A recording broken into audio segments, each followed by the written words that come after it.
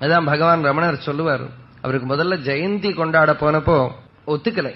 அப்ப அவர் சொன்னார், என்ன பிறந்த நாள் என்ன உற்சவம், பிறந்த நாளைக்கு பிறந்து விட்டேன்னு அழணும், அல்லாம அது உற்சவமா கொண்டாடுறதுன்னா இறந்த பிணத்தை அலங்கரிக்கிற போலங்கிறார். இந்த சரீரம் பிறந்தது தானே, ஒரு வருஷம் போயிடுத்தேன்னு அழணும். ஒரு வருஷம் போயிடுத்து என்னத்தை அடைஞ்சோம். ராமகிருஷ்ணர் ஒரு நாள் சாயங்காலம் ஆகிறதையும் அழுவராம். முதல்ல பகவான் அடையறதுக்கு முன்னால, பகவானே ஒரு நாள் சாயந்தரம் ஆயிடுத்தே, இனியும் ஒன்னு அடையலையே, ஒரு நாள் அஸ்தமிக்கிறதே, இனியும் எனக்கு அந்த பகவத் அனுபவம் வரலையேன்னு துடிப்பறாம். அப்படி ஒரு துடிப்பு, வியாகுலதை இந்த ஜீவனுக்கு ஏற்படணும்.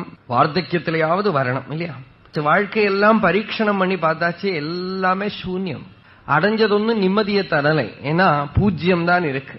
ஒன்னுன்னு போட்ட அப்புறம் பூஜ்யம் பூஜ்யம் பூஜ்யம் பூஜ்யம் போட்டுக்க விலை ஏறிண்டே இருக்கும். அந்த ஒன்னு இல்லாம வருமான பூஜ்யத்தை மாத்திரம் போட்டு இருந்தா என்ன பிரயோஜனம்? அது மாதிரி தான் பகவானை சேர்த்துக்காம இருக்கிற லோக வஸ்துக்கள் எல்லாமே பூஜ்யம் போலதான், சூன்யம்.